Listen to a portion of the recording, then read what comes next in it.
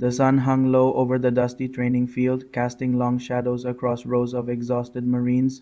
Boots crunched over gravel, sweat clung to uniforms. It had been a brutal day of drills, and patience was running thin, but one voice kept cutting through the tired silence. Corporal Jason Briggs laughed loudly as he leaned against a supply crate, shaking his head. He watched the unit medic finish packing her medical bag. "Careful with that, Doc," he said with a smirk. "Wouldn't want you breaking a nail." A few Marines nearby exchanged uneasy glances. Lieutenant Medic Ava Ramirez didn't respond. She had heard comments like that before, quiet insults disguised as jokes. Most of the time she simply ignored them, but Briggs didn't stop. "Before I tell you what happened next, tell me in the comments where you're watching from. I love knowing who's listening." Briggs had always been confident, some would say too confident. He was strong, loud, and proud of his reputation as one of the toughest fighters in the platoon, and to him, Ava didn't fit the picture of a Marine. She was calm where others were loud, observant where others rushed. She carried medical gear instead of heavy weapons. In Briggs' mind, that made her an easy target for jokes. "You even know how to throw a punch," he called out, drawing a few chuckles from the younger recruits. Ava zipped her bag slowly. Inside, she felt the familiar tug between two instincts.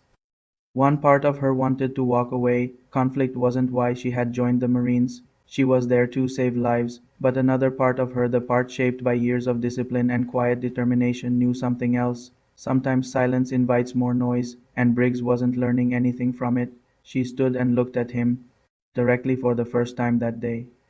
The training field grew strangely quiet. "What exactly are you trying to prove, Corporal?"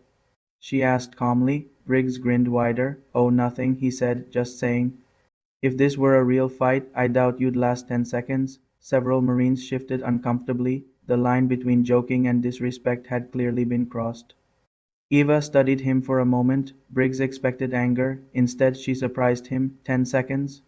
She said thoughtfully. "You're confident." He stepped forward slightly, enjoying the attention now building around them. "Tell you what," he said, "training ring, right now." A small crowd began forming almost instantly. Marines loved a challenge, especially one that looked this uneven. A medic versus the platoon's loudest fighter. It sounded ridiculous, but Ava didn't immediately refuse. Instead, she asked quietly, "You're sure this is what you want?" Briggs laughed. "Absolutely." The makeshift training ring behind the barracks was simple, just a square of worn dirt surrounded by curious Marines. The evening wind picked up slightly as the crowd gathered.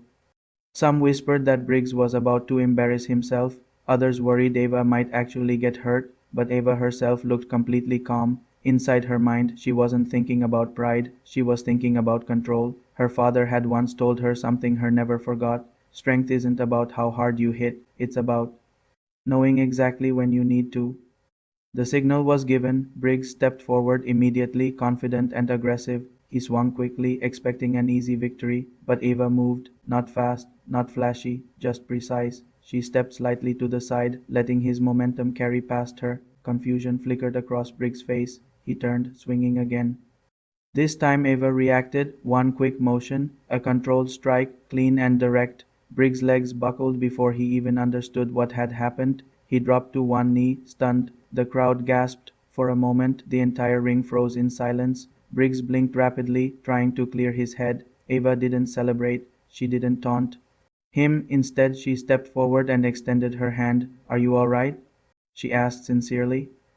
That simple question landed harder than the strike itself. Briggs stared at her hand for a moment. The laughter he expected from the crowd never came. Instead, there was quiet respect. Slowly, he accepted her help and stood. Something in his expression had changed. The arrogance was gone. "I didn't know you trained like that," he admitted quietly.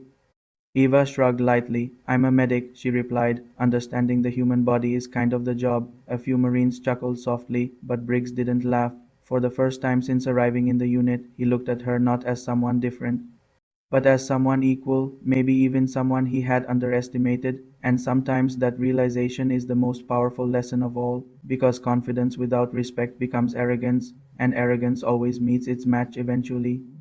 The strongest people aren't the loudest in the room, they're the ones who don't need to prove anything at all. That evening, under the fading orange sky of the training field, one Marine learned a lesson no drill instructor could have taught him. Respect is earned not through noise, but through quiet strength. If this story made you think, tell me in the comments what you would have done in Briggs' place. And don't forget to subscribe for more powerful, thought provoking stories because the next one might surprise you even more.